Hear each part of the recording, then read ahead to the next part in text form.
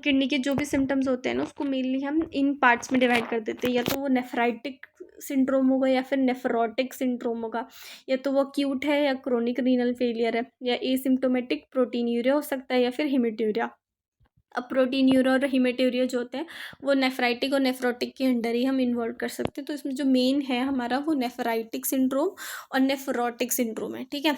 तो सबसे पहले आता है हमारा नेफ्राइटिक सिंड्रोम। तो इसमें क्या है कि इसमें क्या है, जैसे भी हमें कोई इन्फेक्शन हुआ, अभी ऊपर बताया था जैसे कि कोई सोर थ्रोट वगैरह होता है या फिर कोई स्किन इन्फेक्शन होता है, तो उसमें ग्रुप ए स्ट्रेप्टोकोकस बैक्टीरिया जो होता है इन्वॉल्व होता है, ठीक है। तो उसकी वजह से क्या होता है कि 10 से 15 दिन में, क्योंकि एंटीबॉडीज़ को बनने में कुछ इतना ही टाइम लगता है ना। और हम ये हमने पढ़ा कि इंजरी के टाइप्स कहते टाइप्स में देखा था कि एंटीजन एंटीबॉडी कम्प्लेक्स जो होता है वो अफेक्ट करता है हमारे उसको, जाके ग्लोमेरुलस को इंजर करता है, इन्फ्लेमेशन करता है वहाँ पे। तो इसमें क्या है कि अक्यूट ऑनसेट होता है, मतलब कि अक्यूट ऑनसेट 10 से 15 दिन 20 दिन में ये दिख जाता है, ठीक है। 1 और मोर, मतलब नेफ्राइटिक सिंड्रोम में टोटल 5 सिम्टम्स हैं जो मेनली हमें दिखते हैं। तो अगर वो 5 सिम्टम्स हमें जैसे हमें कोई इन्फेक्शन हुआ, सोर थ्रोट हुआ, उससे उसके 10 से 15 दिन में अगर हमको ये सिम्टम्स दिखते हैं तो ये नेफ्राइटिक सिंड्रोम के अंडर आएगा, ठीक है। तो सबसे पहले इसमें 5 सिम्टम्स कौन से, सबसे पहले आता है हिमेजूरिया। हिमेजूरिया में क्या होता है, हमारे ब्लड इन यूरिन। अब पेशेंट को नॉर्मली पता नहीं चलता कि हाँ उसके यूरिन में ब्लड ही आ रहा है, क्योंकि कलर ऐसा नहीं कि बिल्कुल ही रेड हो जाता है। उसमें क्या है कि वो थोड़ा थोड़ा स्मोकी अपीयरेंस देता है, ठीक है। तो उससे हमें समझ जाना चाहिए कि उसमें ब्लड आ रहा है, ठीक है। तो ये इसका मेन फीचर होता है। फिर हाइपरटेंसिव फील करता है, वो माइल्ड होता है थोड़ा सा, ऐसा नहीं कि पूरा ही बढ़ जाएगा बीपी, माइल्ड हाइपरटेंशन होता है। अब इसमें एडेमा होता है और ओलिग्यूरा। ओलिग्यूरा मतलब कि 400 ml से कम यूरिन अगर वो पास आउट करता है इन 24 आवर्स, ठीक है, तो उसको हम ओलिग्यूरिया कहते हैं। अब वही यूरिन आउटपुट हमारा कम हो रहा है तो इसका मतलब कि वेस्ट प्रोडक्ट्स हैं वो भी कम निकलेंगे। इसकी वजह से क्या होता है कि वेस्ट निकला नहीं तो इसकी वजह से सोडियम भी नहीं निकला, मतलब सोडियम और वाटर रिटेंशन हो जाता है, जिसकी वजह से क्या होता है हमारे एडेमा हो जाता है। एडेमा मतलब स्वेलिंग आ जाती है, और वो पेरी ऑर्बिटल मतलब कि आइज़ के अराउंड ज़्यादा होती है वो स्वेलिंग जो होती है, ठीक है। उसके बाद प्रोटीन यूरिया होता है माइल्ड। अब ये यहाँ पे इंपॉर्टेंट है देखने के लिए, क्योंकि इसमें तो हो रहा है माइल्ड प्रोटीन यूरिया, लेकिन जो हमारा नेफ्रोटिक सिंड्रोम है उसका जो कार्डिनल फीचर होता है वो हमारा होता है प्रोटीन यूरिया, लेकिन उसमें मैसिव प्रोटीन यूरिया होता है, ठीक है। इसमें माइल्ड है, माइल्ड कितना 3 grams/24 hours, मतलब कि 3 ग्राम्स एक दिन में, उससे कम ही निकलता है, इससे ज़्यादा क्रॉस नहीं करता। 3 ग्राम से कम अगर वो निकल रहा है तो उसको हम वो बोलेंगे प्रोटीन यूरिया, लेकिन ये माइल्ड वाला हो गया, ठीक है। उसके बाद इसमें क्या कौन कौन से डिजीज़ इन्वॉल्व होते हैं, तो वो जो हमने प्राइमरी जीएन पढ़े थे, प्राइम टाइप्स में हमने देखे थे ना प्राइमरी जीएन, उसमें 9 टाइप्स थे।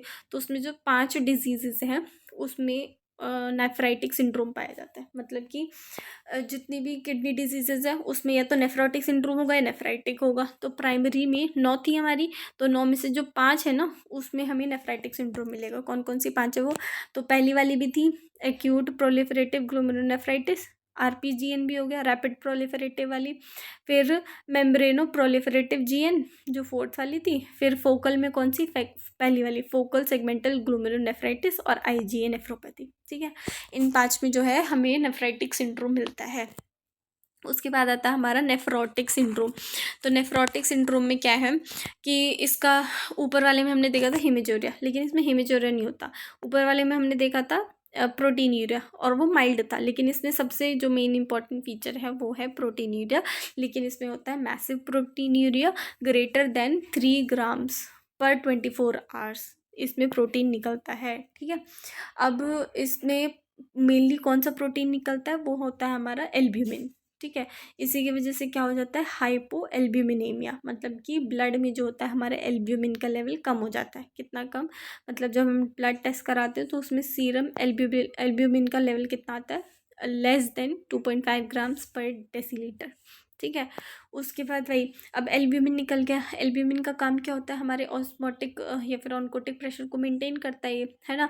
एल्ब्यूमिन तो निकल गया, प्रेशर हो गया हमारा कम। इसकी वजह से क्या होता है कि हमारा जो फ्लूइड होता है वो हमारे ब्लड वेसल से निकल के इधर उधर टिश्यूज़ में फैल जाता है, जिसकी वजह से एडेमा हो जाता है due to decreased oncotic pressure. ठीक है, तो इसमें एडेमा दिखता है।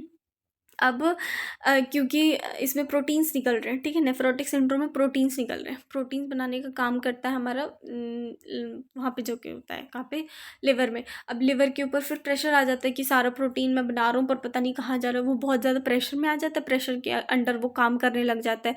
तो इसके साथ उसमें वो प्रोटीन के साथ साथ क्या क्या बनाने लग जाता है, लिपिड, क्योंकि वो होता है ना लाइपोप्रोटीन्स, उनको भी बनाने लग जाते हैं। इसकी वजह से हमारे HDL और VLDL जो है वो उनको ज़्यादा सिंथेसाइज करने लग जाता है। ठीक है, इसी की वजह से हमारा जो लिपिड का अब्जॉर्प्शन है वो ब्लड में बढ़ जाता है। ब्लड में बढ़ गया तो इसी को बोलते हैं हम हाइपरलिपिडेमिया। अब क्योंकि ब्लड में बढ़ गया है तो उसको एक्सक्रीट आउट भी करेगी किडनी, क्योंकि उसकी तो परमिएबिलिटी वैसे ही बढ़ रखी है ना, तो वो लिपिड्स को बाहर भी निकालने लग जाती है। तो इसकी वजह से हमारा जो 5th फीचर आता है लिपिड यूरिया। ठीक है, उसके बाद लिपिड यूरिया हो गया। और उसके बाद एक और चीज़ होती है, जैसे हमने इसमें बोला ना 6 सिम्टम्स होते हैं, 6 सिम्टम्स होते हैं इसमें। ठीक है, तो इसमें लास्ट जो सिम्टम्स है हमारा वो होता है हाइपर कोएगुलेबिलिटी। क्योंकि हमने कहा नेफ्रोटिक सिंड्रोम में मैसिव प्रोटीन यूरिया है, तो कौन सा प्रोटीन और निकलेगा, एंटी थ्रोम्बिन प्रोटीन, तो ये भी निकल जाएगा। इसकी वजह से हाइपर कोएगुलेबिलिटी हो जाती है और इसी की वजह से हमारा रीनल थ्रोम्बोसिस भी हमारी किडनी में हो जाता है। ठीक है, तो ये हुए हमारे 6 सिम्टम्स। नेफ्रोटिक सिंड्रोम का रीज़न क्या है मेन, तो नेफ्रोटिक सिंड्रोम में क्या होता है कि हमारा जो ग्लोमेरुलस होता है उसकी परमिएबिलिटी बढ़ जाती है, मतलब कि या तो उसकी स्पेसिस का साइज़ बढ़ जाता है, जिसकी वजह से वो जो लार्ज साइज प्रोटीन्स होते हैं उनको भी बाहर एक्सक्रीट आउट करने लग जाता है। ठीक है, बहुत तरह तरह के प्रोटीन्स इसमें निकल जाते हैं। एक तो एल्ब्यूमिन निकलता है मेनली, और दूसरा क्या निकल रहा है हमारा एंटी थ्रोम्बिन प्रोटीन, जिसकी वजह से हाइपर कोएगुलेबिलिटी हो रही है। ठीक है, ये सारे सिम्टम्स जो है वो आपस में को रिलेटेड है। जैसे प्रोटीन निकलेगा, प्रोटीन में मेनली एल्ब्यूमिन निकल रहा है, तो एल्ब्यूमिन का लेवल ब्लड में कम हो जाएगा। ब्लड में कम होने की वजह से हमारा ऑनकोटिक प्रेशर डिक्रीज होगा, जिसकी वजह से फ्लूइड इधर उधर टिश्यूज़ में आएगा, टिश्यूज़ में आने की वजह से रिटेन होकर एडेमा क्रिएट कर देगा। ठीक है, अब वही सारे प्रोटीन्स बाहर निकल रहे हैं तो हमारे लिवर के ऊपर इतना प्रेशर आएगा कि वो जो लाइपोप्रोटीन्स है उसको भी बनाने की कोशिश करता है, उसका भी सिंथेसिस ज़्यादा कर देता है, जिसकी वजह से ब्लड में जो है हमारे लिपिड का अब्जॉर्प्शन बढ़ जाता है, तो हो गया हमें हाइपरलिपिडेमिया। अब क्योंकि बढ़ रहा है तो उसको एक्सक्रीट आउट भी करेगा, क्योंकि हमारी किडनी तो पूरी फॉर्म में है, पूरा सबको निकाल रही है वो बाहर, तो इसकी वजह से लिपिड यूरिया भी हो जाता है। और क्योंकि एंटी थ्रोम्बिन निकल रहा है तो हाइपर कोएगुलेबिलिटी हो जाती है। ठीक है, तो इसी को हम बोलते हैं नेफ्रोटिक सिंड्रोम। अब इसके चिल्ड्रन और एडल्ट्स में 2 अलग अलग कारण हैं जो मोस्ट कॉमन है।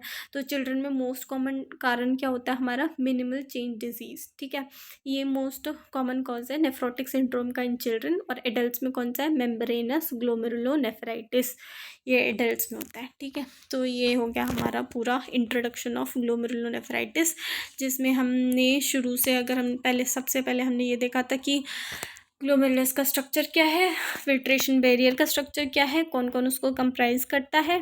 ठीक है, फिर इसमें ये देखा था कि ग्लोमेरुलस में आखिरकार इंजरी होती कैसे है, तो वो 2 तरीके से होते हैं, एक तो इम्यून सिस्टम की वजह से, दूसरा नॉन इम्यूनोलॉजिकल होता है। इम्यून में क्या 3 रीज़न होते थे, या तो एंटीबॉडी करेगी, या फिर सेल मेडिएटेड टी लिम्फोसाइट्स करेंगे, या फिर हमारा अल्टरनेट पाथवे कर देगा ये काम। ठीक है, इन तीनों को एक्सप्लेन कर दिया था। फिर उसके बाद लोकेशन की इंजरी हमारी कहाँ कहाँ हो सकती है, तो वो 4 जगह हो सकती है। 3 तो फिल्ट्रेशन ट्रायड वाले थे और चौथा था हमारा मेसेंजियल सेल्स का। फिर इसके बाद हमने ट्राइब्स देखे थे। अगर डिजीज़ जो है सबसे पहले हमारे किडनी को ही अफेक्ट कर रही है, मेनली ग्लोमेरुलस को ही अफेक्ट कर रही है, तो वो प्राइमरी हो गई। सेकेंडरी कब कहेंगे, जब डिजीज़ कुछ और है लेकिन वो बाद में आके या फिर साथ साथ हमारी किडनी को अफेक्ट कर रही है, तो सेकेंडरी। या फिर हेरिडेटरी, जो पहले से ही है, पैदाइशी। ठीक है, इसके क्लिनिकल मैनिफेस्टेशंस में 2 मेनली सारे सिम्टम्स को किडनी के जो है वो हम 2 में कंप्राइज कर देते हैं, नेफ्राइटिक, नेफ्रोटिक। इन दोनों में सिम्टम्स हमने डिफाइन कर दिए। नेफ्राइटिक में 5 होते हैं, इसमें सबसे मेन और सबसे अलग जो होता है वो हेमेटूरिया होता है, और और इसमें प्रोटीनूरिया जो होता है वो माइल्ड होता है। लेकिन जो नेफ्रोटिक सिंड्रोम है इसमें प्रोटीनूरिया जो होता है वो बिल्कुल मैसिव होता है, सब कुछ बाहर निकाल देता है। वो सबसे मेन होता है इसमें एल्ब्यूमिन।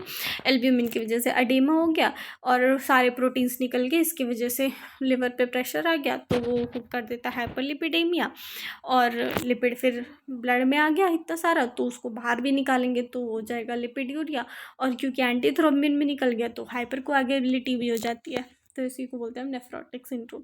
अब हमें बेसिक्स पता चल गए तो हम एक एक डिजीज़ को अलग अलग भी पढ़ सकते हैं। पूरा हमें बेस पता चल गया, अब बस हमको बस ये बताना रहेगा कि इसमें ऐसे ऐसे ये होता है, तो उससे पूरी डिजीज़ हमको समझ आ जाएगी। तो अगली जो डिजीज़ हम करेंगे वो होगी एक्यूट प्रोलिफरेटिव ग्लोमेरुलोनेफ्राइटिस, ये पहली वाली जो प्राइमरी में फर्स्ट है। ठीक है, ओके, बाय बाय।